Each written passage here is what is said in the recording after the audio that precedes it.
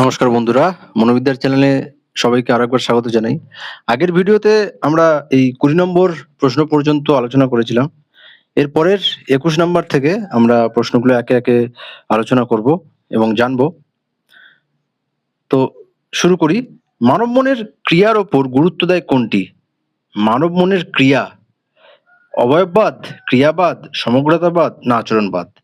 এখানে জানবে যখন মানব মনের ক্রিয়ার কথা বলা হচ্ছে অর্থাৎ মানুষের মন কিভাবে কাজ করে সেইটা সংক্রান্ত ধারণা দিয়েছিল আমরা জানি ক্রিয়াবাদীরা অর্থাৎ উইলিয়াম জেমসের তত্ত্বাবধানে যে ফাংশনালিজম গড়ে উঠেছিল সেই ফাংশনালিস্টরা বা বাংলায় বললে ক্রিয়াবাদ সেটা কিন্তু এটার উপর গুরুত্ব দেয় যে মানুষের মন কিভাবে কাজ করে ক্রিয়া করে।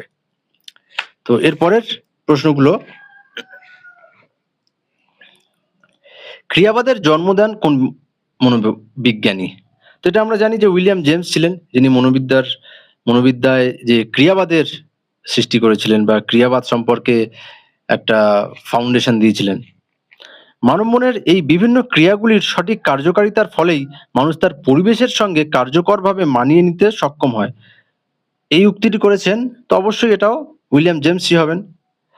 কোন ভাষায় গেস্টাল্ট শব্দের ব্যবহার রয়েছে? এই গেস্টাল্ট শব্দটা এটা একটা জার্মান শব্দ। হ্যাঁ, এটা তোমরা জেনে থাকবে যে গেস্টাল্ট একটা জার্মান শব্দ। মনোবিদ্যার কোন জাতীয় ব্যাখ্যার সঙ্গে জড়িত রয়েছে উলফগ্যাং কোহলার, ম্যাক্স ওয়ার্দিমার এবং কার্ট কফকা? এই তিনটে নাম গেস্টালিজমের সাথে ওতপ্রোতভাবে জড়িত, তাই এটা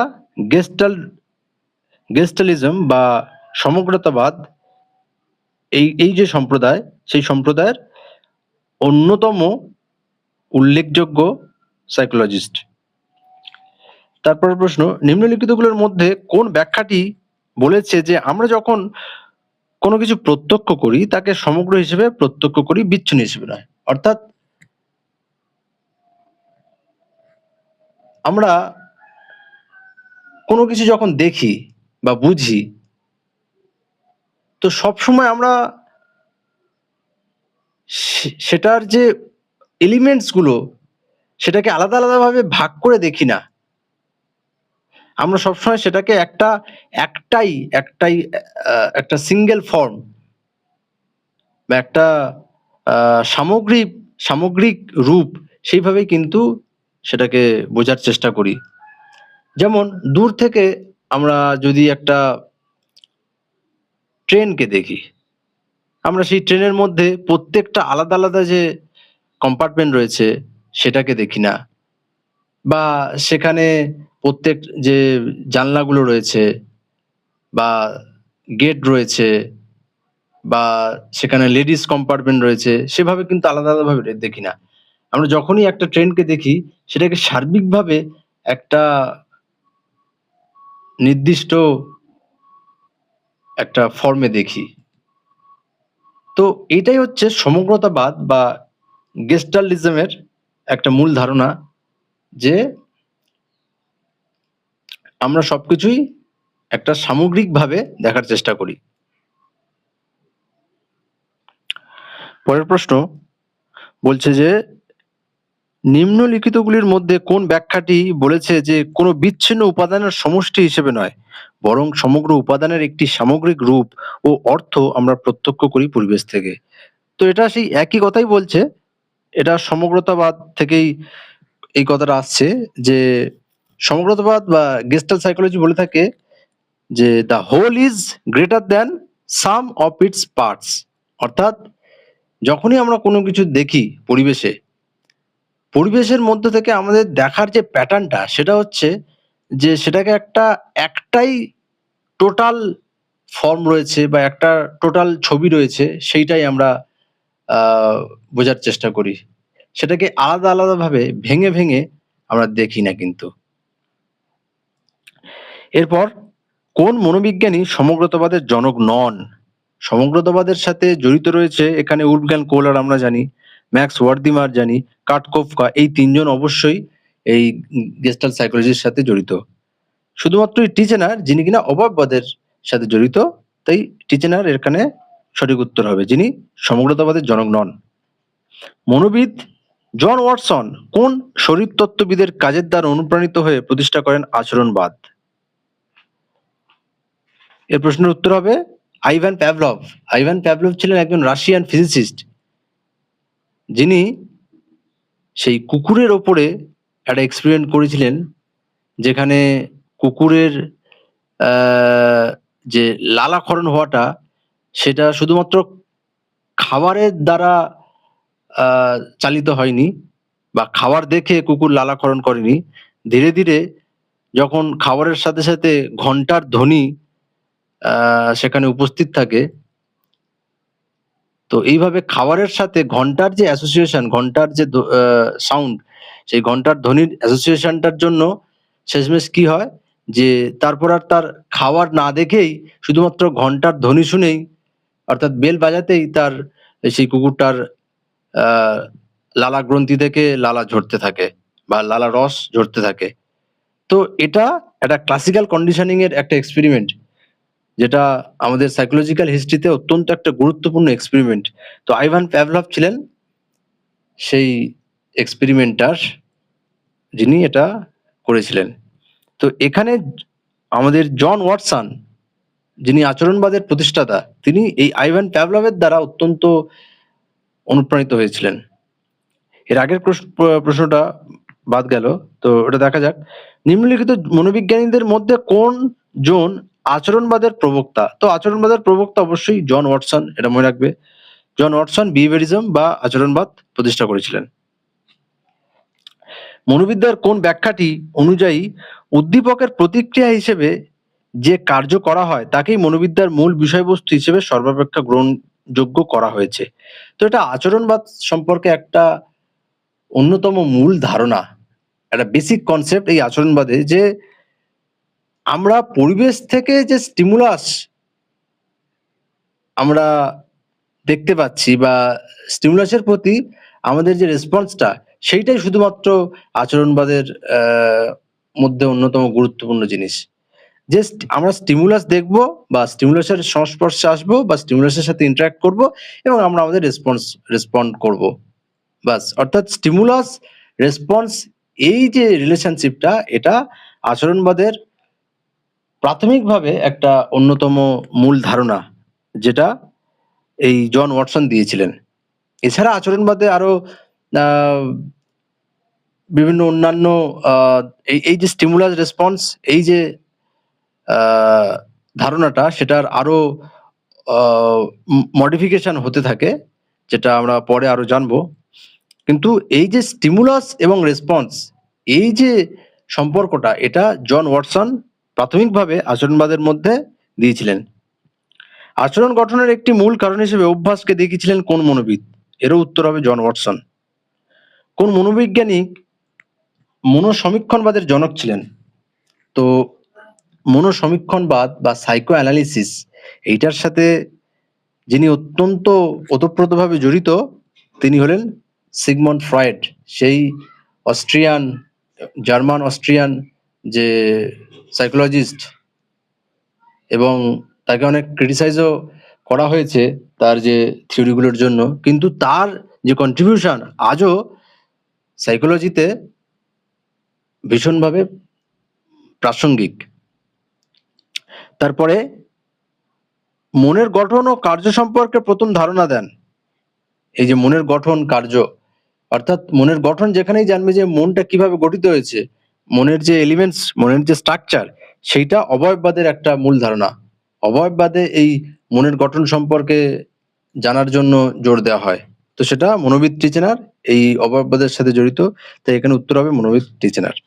তারপর অবচেতন মনের অনুশীলনের পদ্ধতি হিসেবে ফ্রয়েড সৃষ্টি করেন, এখানে মুক্ত অনুষঙ্গ বা ফ্রি অ্যাসোসিয়েশন হবে সঠিক উত্তর।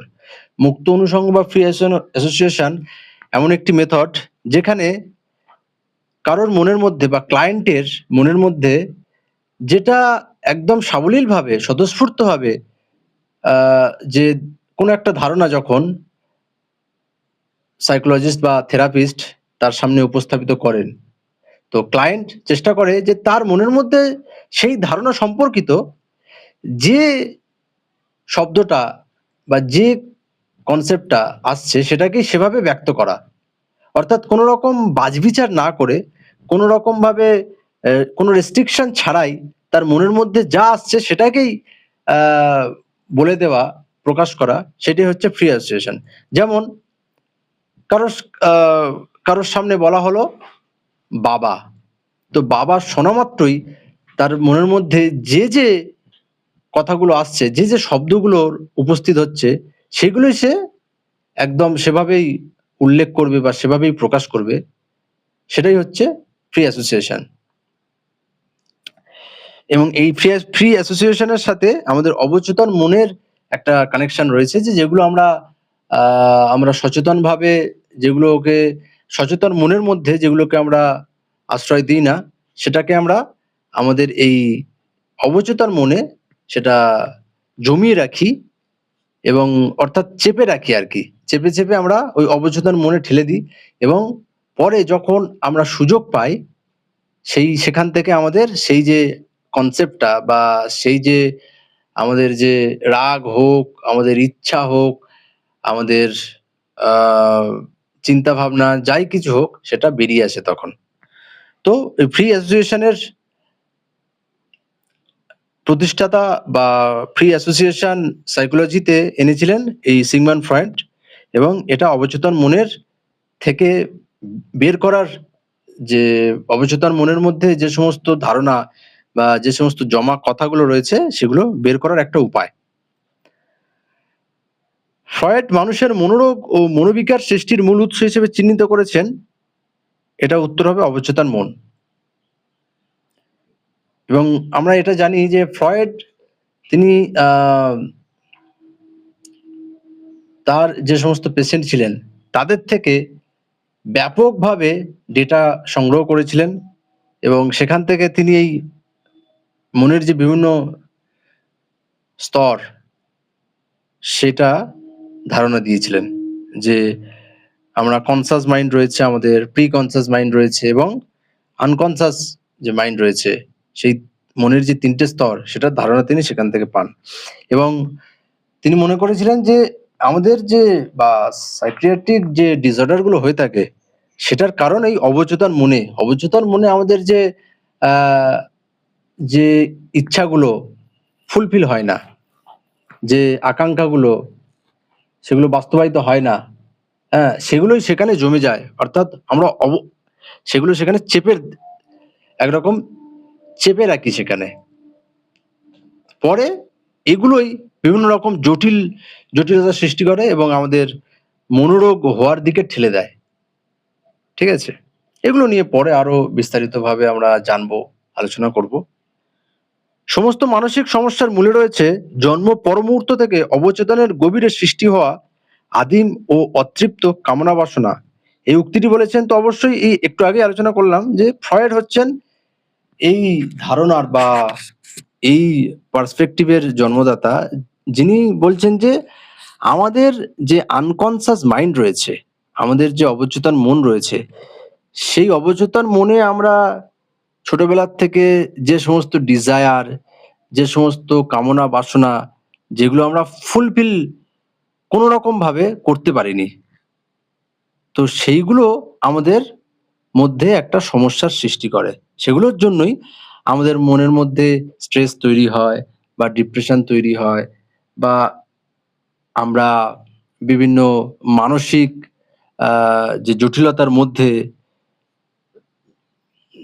পড়ে যাই। তো সেটার কারণ এই অবচেতন মনের যে বিভিন্ন রকম জমানো যে ইচ্ছা, বা সেখানে যে আমাদের গোপন যে কথাগুলো, যেগুলো বাস্তবায়িত আমরা করতে পারি না, বাস্তবে সেটা প্রকাশ করতে পারি না, সেটা চেপে রাখি, সেই চাপা জিনিসগুলো কোনো না কোনোভাবে আমাদের এই মনোরোগ সৃষ্টির একটা অন্যতম ইন্ধন যোগায়।